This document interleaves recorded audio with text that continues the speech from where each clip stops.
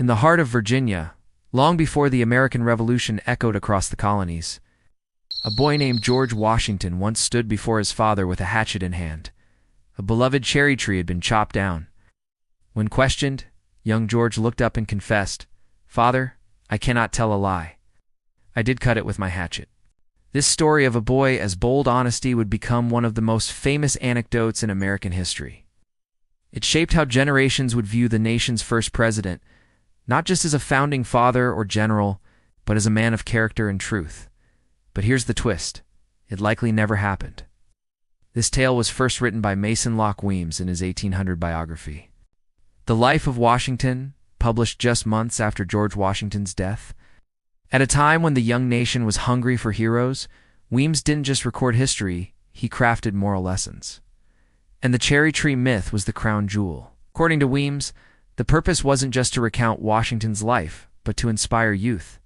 He wanted readers to believe that America's great leader was great because of his honesty and as a child. The story exploded in popularity. By the 1830s, schoolbooks across America told children about the little boy who wouldn't lie. Churches echoed the story in sermons.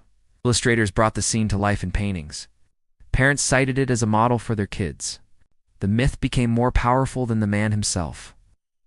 But who was the real young George Washington? Historical records describe him as disciplined, strong-willed, ambitious, and deeply committed to honor.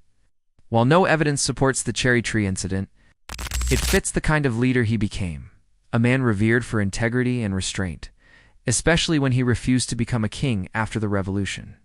So, does it matter that the story isn't true? Yes and no. The cherry tree tale reflects a cultural truth about what America wanted in a leader. It wasn't about hatchets or trees. It was about values. It's about raising a generation that saw truth-telling and moral courage as patriotic acts. And in that sense, the myth did its job. If you love stories where legend and history collide, subscribe to Historical Story YT and comment below. Do you think myths like this still matter today?